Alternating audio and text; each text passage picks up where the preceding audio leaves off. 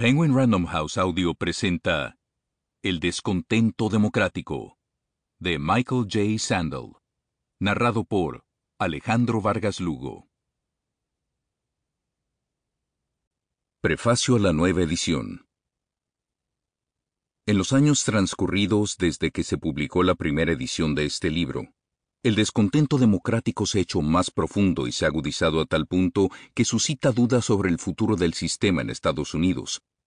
En esta nueva edición, que alarga el relato hasta la presidencia de Donald Trump y la pandemia de la COVID-19, pasando por los años de las administraciones de Clinton, Bush y Obama, intento explicar por qué. La primera edición se dividía en dos partes, una dedicada a la tradición constitucional estadounidense y otra relativa al discurso público sobre la economía, y mostraba cómo la filosofía pública del liberalismo contemporáneo se había ido desplegando en cada uno de esos terrenos. En esta nueva edición, he prescindido de la explicación constitucional y me he centrado en los debates sobre la economía. Observar la evolución de estos últimos durante la era de la globalización puede ayudarnos a entender cómo hemos llegado a este peligroso momento político. Prefacio a la edición original. A menudo parece como si la filosofía política residiera en algún lugar alejado del mundo real. Los principios son una cosa, la política es otra, y ni siquiera nuestros mejores intentos de estar a la altura de nuestros ideales dan pleno resultado, salvo en muy raras ocasiones. La filosofía puede satisfacer nuestras aspiraciones morales, pero en la política se tratan hechos refractarios a la teoría. Sin duda, habrá incluso quien diga que el problema de la democracia estadounidense es que nos tomamos nuestros ideales demasiado en serio, que nuestro celo reformista rebasa el respeto que deberíamos mostrar por la distancia entre la teoría y la práctica. Pero si la filosofía política es irrealizable en cierto sentido, también es inevitable desde otro punto de vista, pues la filosofía es una habitante original del mundo en que vivimos. Nuestras prácticas y nuestras instituciones son, en ese sentido, encarnaciones de la teoría.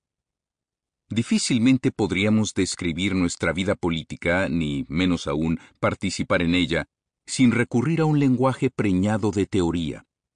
Un lenguaje de derechos y deberes, de ciudadanía y libertad, de democracia y leyes. Las instituciones políticas no son simples instrumentos que ponen en práctica ideas concebidas de forma independiente, sino que, en sí mismas, son encarnaciones de unas ideas. Por mucho que nos resistamos a abordar ciertas cuestiones fundamentales como cuál es el sentido de la justicia o cuál es la naturaleza de la vida buena, no podemos escapar al hecho de que siempre estamos viviendo una u otra respuesta a esas preguntas. Vivimos la teoría. En este audiolibro, exploro la teoría que vivimos ahora en el Estados Unidos contemporáneo. Me propongo identificar la filosofía política implícita en nuestras prácticas e instituciones y mostrar cómo sus tensiones afloran en la práctica. Si la teoría no guarda las distancias, sino que habita en el mundo desde el principio, es posible que encontremos precisamente en la teoría que vivimos alguna pista sobre nuestra situación. Prestar atención a la teoría implícita en nuestra vida pública puede ayudarnos a diagnosticar nuestro estado político actual.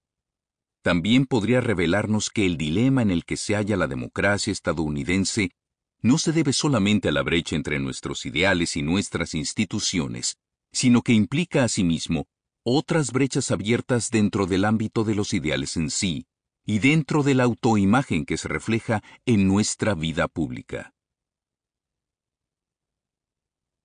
Introducción a la nueva edición.